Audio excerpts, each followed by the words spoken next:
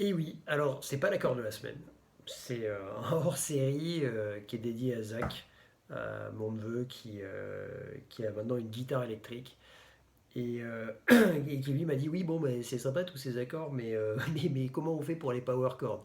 Donc effectivement donc c'est pas le sujet du tout de l'accord de la semaine. C'est vraiment une session spéciale power chord avec comment jouer des accords à deux notes pour la guitare électrique pour avoir l'air de jouer vachement bien rock et tout ça et métal machin. Donc ça va être assez simple, on va pas aller dans des complications de neuvième et de sixte et tout ça parce que le power chord c'est une note et sa quinte et c'est à peu près tout en fait, donc c'est même pas techniquement un accord à proprement parler, mais c'est les plus utilisés dans le rock et dans le métal. Alors, euh, le principe du power chord, je vais le montrer d'abord sur la première corde. De toute façon, généralement, on va jouer que sur les deux, trois premières cordes, hein, concrètement. Le power chord, ça va être, par exemple, le sol ici, avec, avec l'index, et puis ensuite le ré. Voilà, donc ça, c'est la forme la plus basique. Il faut savoir que, donc c'est la quinte, il faut savoir que parfois, il y a des gens qui vont rajouter l'octave. Donc c'est la même note, hein, on joue deux fois la même note. C'est pour ça qu'il y a beaucoup de power. Euh, on peut aussi décider donc là je n'utilise pas celui-là, on peut aussi décider de faire un barré. Il y a des gens qui font un barré avec l'annulaire, un barré partiel en fait sur les deux prochaines, juste sur la deuxième et troisième corde, comme ça aussi. Moi j'avoue que je ne suis pas assez propre et que voilà, typiquement il faut vraiment arrêter le barré sur les deux premières cordes, donc je ne suis pas assez précis, donc généralement je préfère le faire avec le petit doigt, comme ça au moins je suis sûr que je bloque la corde d'après. C'est ça qui est super important en fait quand on joue avec des power chords, encore plus sur une guitare électrique, c'est le blocage des cordes. Il faut absolument bloquer les cordes autant que possible parce que sinon ça fait pas propre. Donc voilà. Donc ça c'est le power chord de base, d'accord. Bon bah déjà, une fois qu'on sait faire ça, si on remarque, attention, si on remarque que quand on veut jouer un mi, bah en fait c'est juste qu'on n'a pas l'index à poser, hein. Donc il va rester que ces deux doigts et du coup généralement, voilà, pour le coup on va pas se faire chier, on va mettre l'index en barré sur juste les deux cordes et puis le reste, de toute façon les autres doigts ils peuvent servir à bloquer. Voilà. Donc ça c'est un mi. Alors le truc des power chords c'est que vu qu'on ne joue pas à la tierce, qu'on ne joue pas à la septième ou quoi que ce soit d'autre, bah, ça peut marcher pour des accords majeurs, mineurs. Donc en fait, quand je dis un mi ou un ré, bah, en fait, on ne sait pas trop s'il est mineur ou majeur. Il peut être potentiellement les deux. Et bon, ça va très bien comme ça. On est content. C'est un power chord. Bon. Donc voilà. Donc une fois qu'on a remarqué ça, ça veut dire qu'on peut déjà jouer pas mal de choses avec les power chords de la première corde. Donc par exemple, ouais,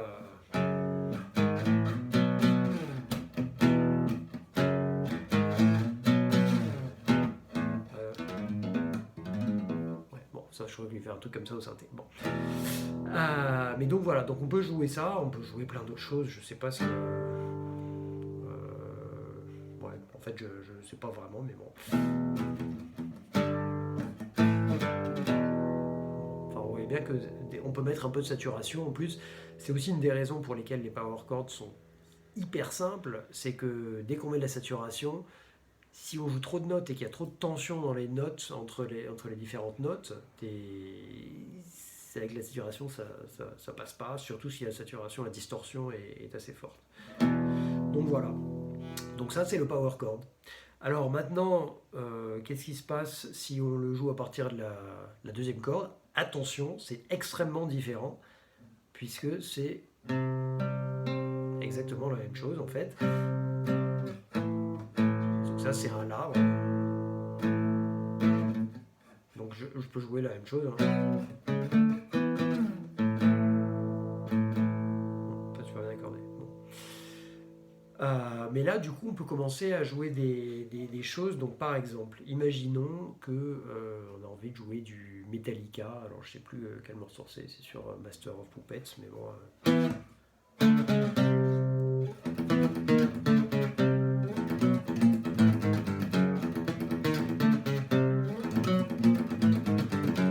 Voilà. Donc ça, c'est que des power chords en fait. Des power chords qui sont alternés avec, ouais, alors la technique du médiator elle est plus importante forcément, qui sont alternés avec un mi grave au médiator. Donc voilà, donc en fait ça c'est que des power chords. Donc on peut commencer à jouer pas mal de choses. Donc typiquement si on va jouer du métal ou quoi.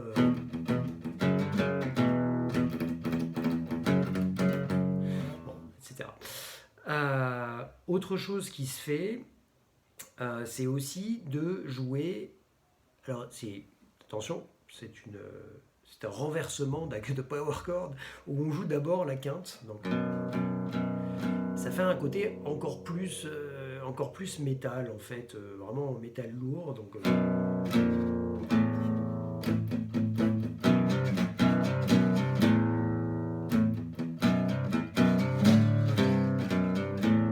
voilà. Donc en fait, ça c'est, on joue tout simplement deux cordes l'une en dessous de l'autre. Voilà. Et là encore une fois, et d'ailleurs je l'ai mal fait, mais il faut absolument que les autres notes ne sonnent pas. Sinon ça sonne pas bien. Donc il faut vraiment s'assurer que les autres cordes sont mutées, soit avec les doigts, soit ici en s'arrangeant, soit avec le même doigt. Enfin bon, il faut se débrouiller, mais c'est ça qu'il faut bosser essentiellement. C'est la difficulté principale d'ailleurs à la guitare électrique et en métal, c'est être clean quoi. Et puis il y a la technique de médiator aussi. Voilà. Je vais quand même montrer quelques variations parce que j'aime bien les variations. Avant, il y a beaucoup de métalleux en fait qui vont abaisser l'accordage de la corde de Mi pour le mettre en Ré.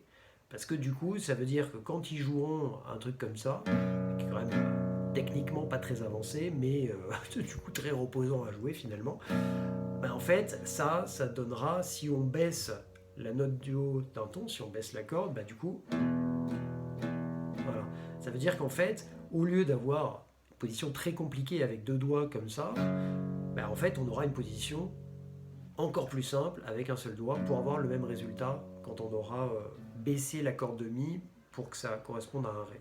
D'accord, donc un ton en dessous.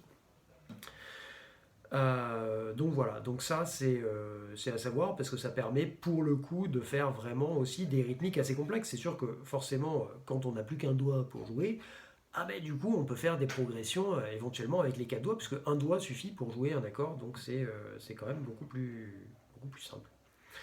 Donc je voulais montrer quelques enrichissements. Il y a moyen quand même de faire des trucs avec ces power chords. Il y a moyen de créer un peu des tensions quand même, c'est ça qui est sympa. Donc il n'y a pas 40 000 solutions quand même. Les solutions essentielles, ça va être de bouger, donc on garde la fondamentale, parce que là c'est un power chord, il n'est pas question de ne pas jouer la fondamentale, ça perdrait toute sa puissance, mais on peut jouer avec la quinte. Donc par exemple, la quinte, on peut l'augmenter. Donc, alors il ne faut pas l'augmenter trop longtemps, mais par exemple,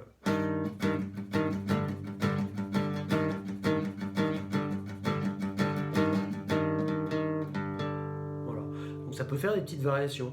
On peut aussi, là on résout la tension en baissant la quinte, on peut aussi résoudre la tension en augmentant la fondamentale.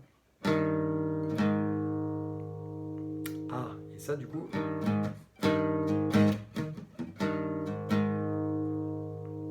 ça rappelle des choses qu'on a entendues dans des morceaux rock. Si je ne m'abuse, d'ailleurs, il y a les Rolling Stones qui doivent faire un truc comme ça.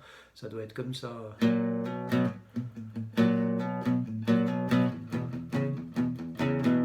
bon, voilà. Donc, voilà, donc ça, c'est assez basique. On a la quinte qui est augmentée au départ, et puis en fait, on augmente la fondamentale d'un coup, comme ça, pour retourner sur le power chord. Autre chose qu'on peut faire, c'est on peut aussi diminuer la quinte. Donc au lieu d'avoir, par exemple sur un Do,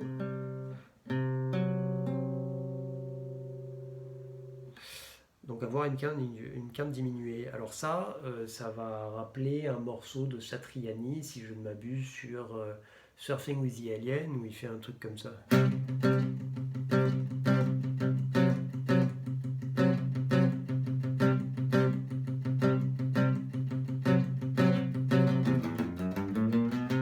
Voilà. Et donc ça c'est pas mal. Donc il y a moyen quand même de faire deux trois trucs avec ces power chords. Et puis je vais finir sur un truc, alors c'est plus trop power chord, mais bon, la forme est un peu similaire. En fait, il y a un truc qui est assez utilisé sur le Mi. Donc par exemple, quand on est comme ça et que donc on joue power chord en Mi, on peut aussi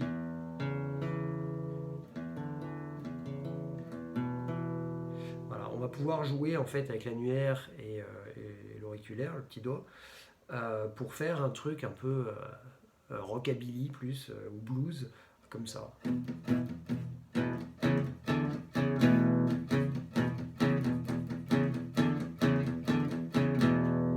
Puis après, on fait exactement la même chose en baissant toute une corde.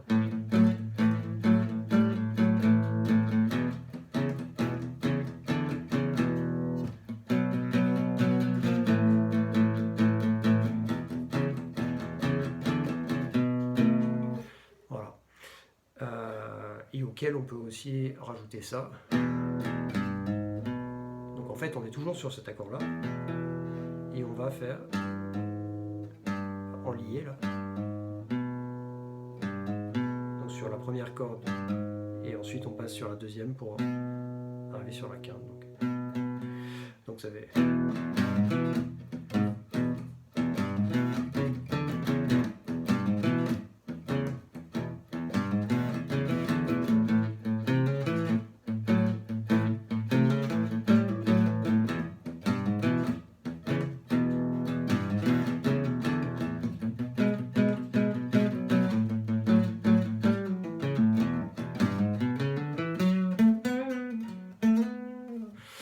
Voilà.